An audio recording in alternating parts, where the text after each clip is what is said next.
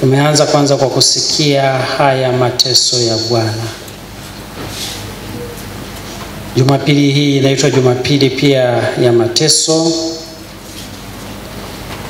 na tangu karne ya 4 huko tayari iliwekwa Jumapili hii kuwa kama mtiririko unaoenda pamoja na Juma Kuu,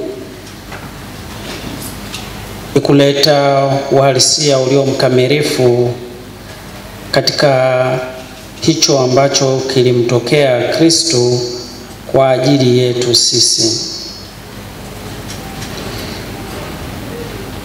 Katika Injili hii yamesemwa mengi, yameonyeshwa mengi, lakini kiini chake ni mateso.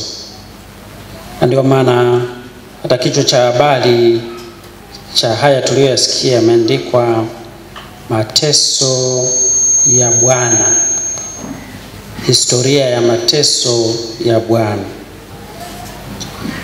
Lakini kwa nini tunafikia katika historia ya mateso ya Bwana? Ni baada ya kuona kuwa tangu mwanzo wa dhambi ya kwanza ya Adamu na Eva, na jitihada nyingi ta mababa, manabii katika Agano la Kale, na sadaka zote zilizotolewa Agano la Kale, haikuonekana sadaka ambayo ingeweza kumkomboa mwanadamu katika dhambi zake. Zote zilifanywa kwa muda tu na baadaye ilirudia. Ndipo wakati ulipotimia, Mungu aliamua kushuka yeye mwenyewe kwa ajili ya kutoa sadaka moja na inayodumu kwa vizazi vyote, kwa wote waliopita wanaokolewa na sadaka hiyo, kwa waliokuwepo wakati ule na kwa vizazi vinavyokuja. Na yenyewe sadaka hiyo ilikamilishwa kwa safari hii ya mateso. Juma hili siku ya Alhamisi Kuu tutakutana na karamu ya mwisho ya Bwana wetu. Karamu, jambo la furaha, mlo wa pamoja na wanafunzi. Ulikuwa ndio mlo wa mwisho. Baada ya mlo ule tu, Yesu alianza kufadhaika moyoni mwake. Ndio maana akaona kuwa achukue baadhi ya wanafunzi wachache waende nao kusali, kumwomba Mungu. Nia ya kumwomba Mungu katika jambo lile ilikuwa mawili. Moja, Mungu abadilishe mtazamo wake, Mungu Baba abadilishe mtazamo wake, kwa sababu tayari alishaanza kuona kuwa anaishiwa nguvu na kila kitu kinampa tatizo. Lakini la pili lilikuwa kuomba uvumilivu katika safari hiyo. Kama hawezi kutoka, kuomba uvumilivu. Ndio maana akawachukua wale watu kwenda kusali. Kwa bahati mbaya, historia ya mateso inaungana na tukio lile, kwa sababu baada ya sala hizo ndio ambapo Yesu aliposhuka akawaambia, jamani twendeni, akakamatwa. Napenda tuangalie hawa wahusika wachache. Kwanza wale wanafunzi waliopendwa sana na Yesu wakachukuliwa wakaenda kusali. Wakati Yesu anasali, wao wamelala. Yesu akaja kwa mara nyingine, akawaita, akawaamsha, wakazinduka. Akaenda tena kusali, wao wakalala tena mpaka mara 3. Menitafakarisha kuona kuwa ndio maisha yetu sisi wa Kristo Katoliki. Wakati mwingine tunalala, na sisi vijana hasa tunalala sana katika mambo ya imani. Tukiambia kwenda kwenye jumuiya, tunasema asubuhi sana, tunalala. Wazee na watoto, wakina mama wanakwenda kusali jumuiya, sisi tumelala. Tukiambia kwenda kusafisha kanisa leo, zamu yetu jumuiya, sisi tunalala, hatwendi.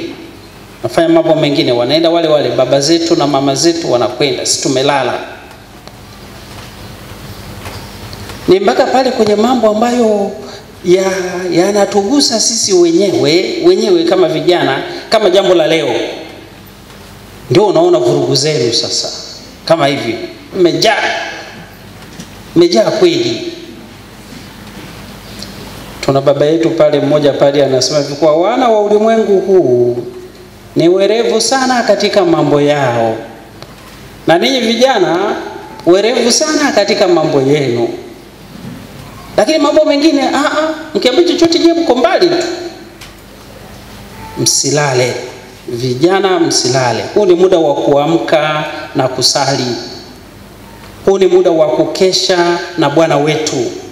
Huu ni muda wa kutoa sadaka ambayo inauma kwa Mungu wetu. Kanisa linajengwa na ninyi vijana. Kila ukizunguka sehemu unaambia vijana hawapatikani. Mnajifichaga wapi? Mbona uliza hilo chaka mnalojificha nyie ambalo sisi tulioni ni lipi hilo? Mtuonyeshe hilo chaka ili tulitie moto, ili msijifiche tena. Njooni kanisani kusali. Vijana hapo mmenielewa? Lakini natumia lugha ya vijana, naongea na kanisa zima kuwa sisi ambao hatushiriki mambo ya kanisa tunajificha wapi? Tujitahidi, tujitoe. Ni sadaka, ni imani yetu, ni upendo mkubwa. Oneni ilivyo vema na vizuri leo tulipofanya maandamano mazuri mno na ya kupendeza.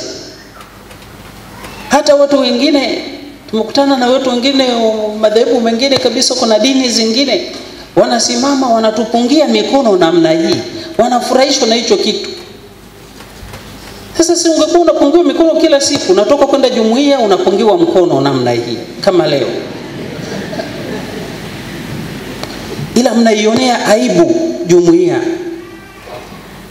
Mkristo Mkatoliki anayeionea aibu jumuiya yake kwenda kwenye jumuiya ni mbaya sana. Nasema Mkristo Mkatoliki ambaye anaonea aibu kwenda kusali au kushirikiana na wanajumuiya wake ni mbaya sana. Kwa sababu kanisa tunaanzia kuliunda huko katika ngazi ya familia, jumuiya, ndio tunakuja huko. Unasema mimi inanitosha tu kusali Jumapili. Si kweli. Utapata utapiamlo wa kiroho. Chakula utakachokipata hapa tu, yani wewe kula mara moja alafu uje ule tena wiki nyingine. Hapa kama una uwezo huo basi ule leo tena, ili Juma Kuu tumeanza. Usile chochote, uje tena Pasaka ndio uje ule hapa. Kuna mtu atamudu hapa? Hakuna. Kwa waomba kuwa tunapokutana katika matukio mbalimbali ni matukio ya kupata chakula cha kiroho. Kama vile miili yetu ilivyo na shida kubwa ya kupata chakula cha mwili ili tupate nguvu za kufanya kazi na kuendelea mbele, ndivyo ambavyo roho zetu zinahitaji sana chakula cha kiroho ambalo ni neno la Mungu na sakramenti mbalimbali tunazozipata ndani ya kanisa, ili zitupatie nguvu ya kiroho ya kusafiri kuelekea katika nchi yetu ya ahadi. Mhusika mwingine ni Yuda Iskariote. Hakuchaguliwa kati ya wale wachache wa kwenda kule milimani.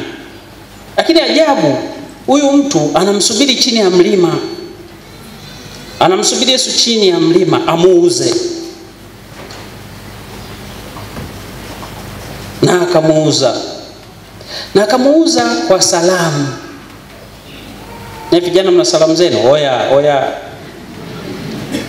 Akawaambia wale watu wale, sasa nyinyi mshalipa pesa yenu ili mimi sijulikane sana, mkisikia oya nimefanya hivi, huyo kama tena.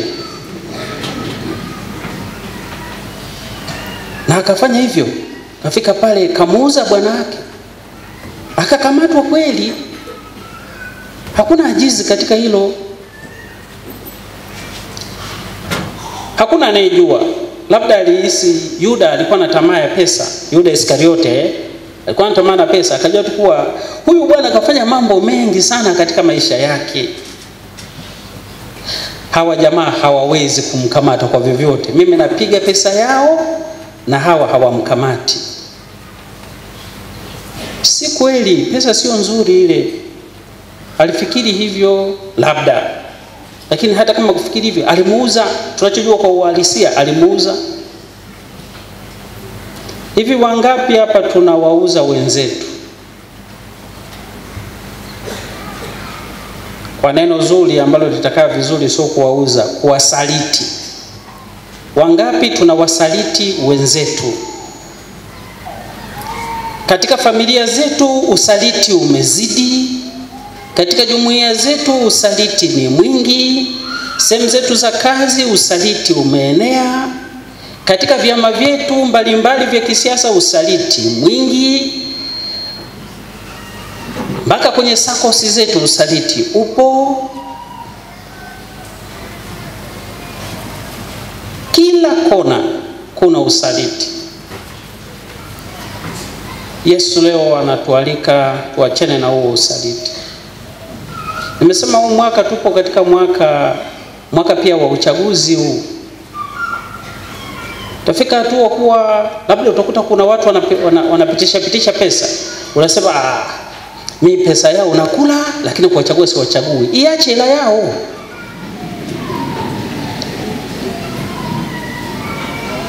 Usitamani pesa yao alafu ukawasaliti.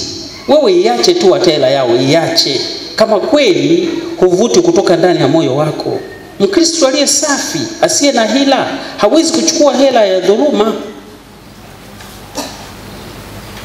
Na jeshi kubwa ni ninyi vijana. Vijana kuweni makini. Acheni hela isiyo halali. Tafuteni zilizo halali. Na muache kuwasaliti wenzenu. Na wasaliti sana wenzenu.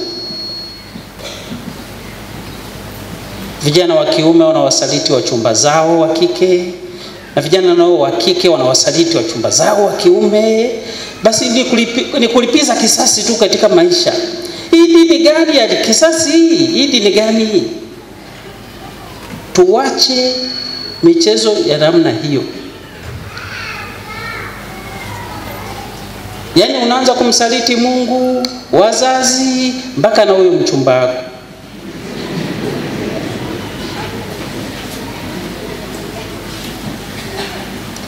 Sasa ili kujenga hilo daraja ambalo linabomoka, anza huku chini. Yaani kuna watu wanajisaliti mpaka wao wenyewe. Yaani baadaye anasema lakini hivi kwa nini nilifanya hivi? Mtu anajuta kwa mambo aliyofanya. Kwa nini nilifanya hivi? Ulishafanya ndio. Ulishafanya, sasa unajuta nini? Umekula kutokana na urefu wa kamba yako. Kuna waomba sana, jitahidini sana. Na usiombe kuingia katika dhambi hiyo ya usaliti. Itakutesa sana, itakuumiza katika maisha. Maadili sasa hivi yamechanganyika hivi. Mtu anafikia tu ya kusaliti mpaka kiumbe ambacho kimo ndani ya mwili wake. Anakisaliti. Kina hatia gani? Hicho kina hatia gani mpaka ukisaliti hivyo?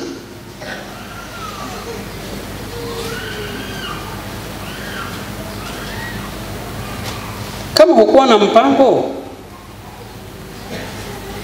usingeingia katika mtego. Vijana, naongea na ninyi kwa sababu taifa kubwa na mambo mengi yanawahusu ninyi. Haya maadili haya. Msisaliti, usimsaliti mwenzako akaenda na yeye. Yaani dhambi ya usaliti ndio inaenda. Wewe unamsaliti mwenzako na mwenzako kwa sababu tayari mlishapewa zawadi na Mungu, naye anasaliti kilichomo mle ndani. Kwa hiyo unasaliti, wewe mwanaume utasaliti mara mbili. Umemsaliti yule kwanza, lakini umemsaliti na yule mwingine kwa sababu bila wewe asingeweza kusalitiwa yule. Mnanielewa hii ya usaliti Tuache, tujitahidi sana kukwepa hilo.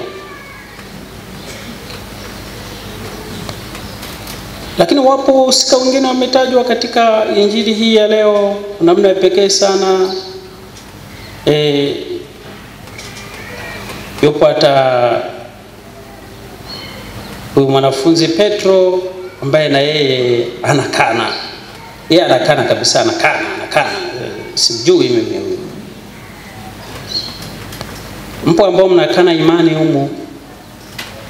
Wakana imani humu wapo tena wengi. Wale wote ambao wanatafuta sana miujiza, hao ni wakana imani hao na wakana Mungu wao. Nikija mimi Kibozi upo, akija Kinyaia upo, akija yule mwingine upo, na yule mwingine upo. Na kote unataka upewe alama za miujiza.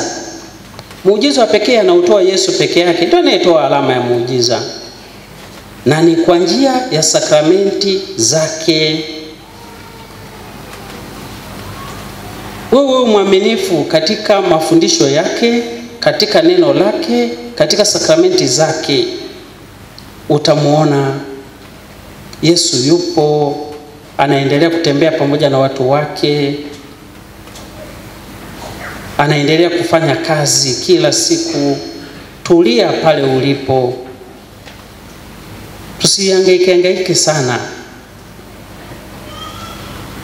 Hosea, kile kitabu cha nabii Hosea kile kina lugha ngumu sana, nendeni mkakisome. Lakini Hosea katika kile kitabu kinamuonyesha kuwa alioa mwanamke ambaye sio mtulivu. Kikio kina maana ni lugha ya picha. Wanaongelewa kuwa wana wa Israeli ambao walikuwa wanahangaika kulia na kushoto kwa ajili ya miungu ya uongo hiyo inayowadanganya. Sasa sisi tusihangaike hivyo, tumwamini Mungu mmoja na wa kweli. Ndio kanuni yetu ya imani inatupeleka huko, na ndio fumbo hili ambalo tunaendelea kulifanya litufikishe katika kilele hiko. Tutakombolewa, na hakika tumekombolewa. Kama Agustino anatuambia kuwa ukombozi wa jumla tayari tunao, kila mmoja wetu.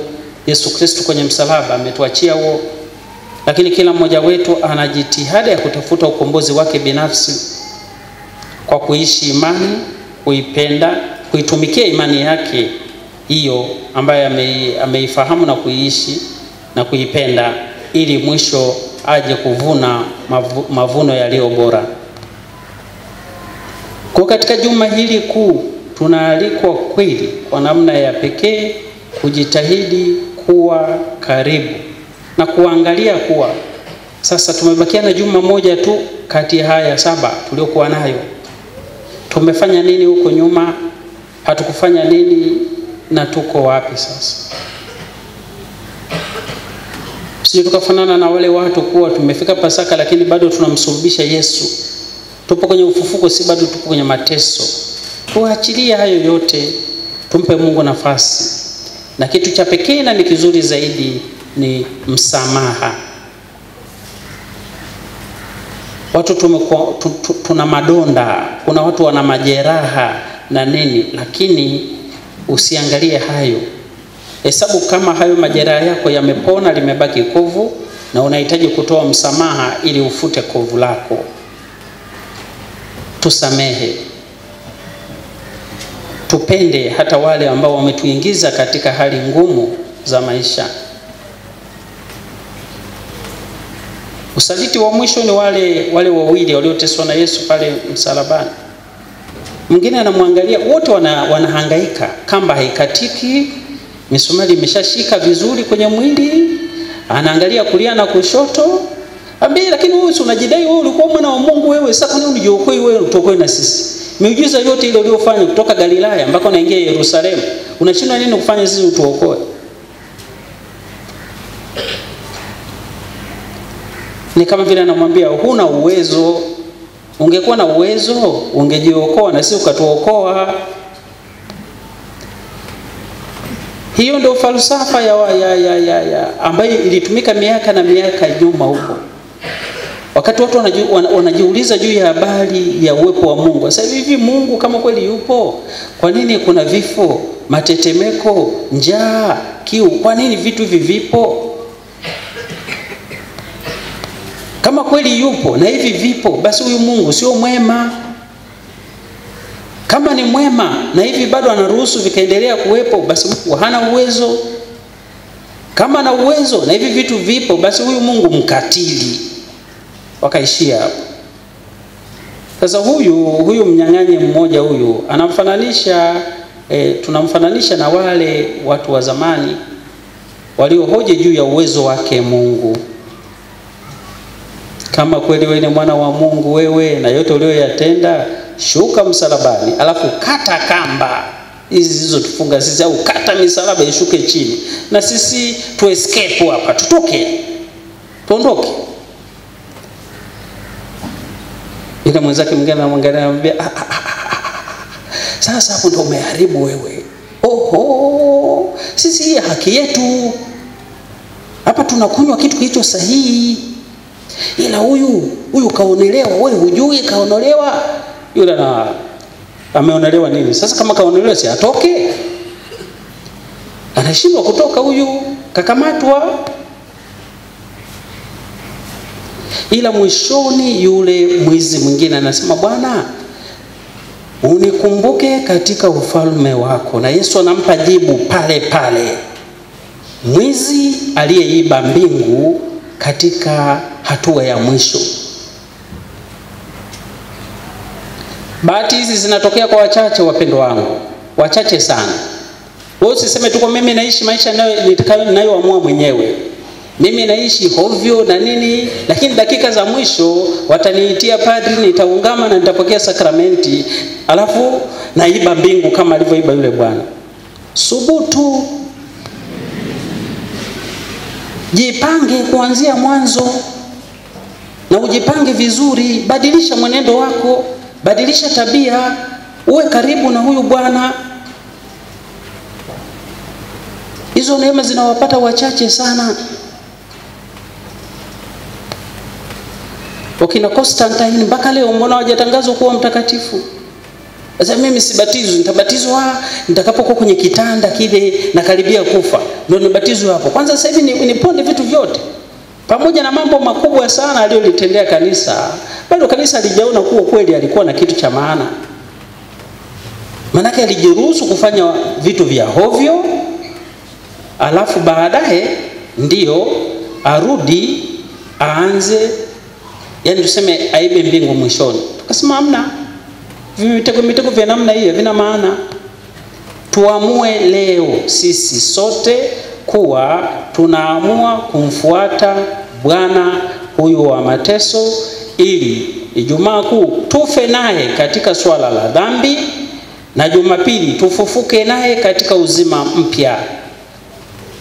Tukiwa tumefanya kweli hicho ambacho wanakiita Wayahudi metanoia, mabadiliko ya ndani kabisa ya kiroho, kuacha kabisa hali ya zamani na kuchukua kabisa hali mpya na kwenda nayo mbele.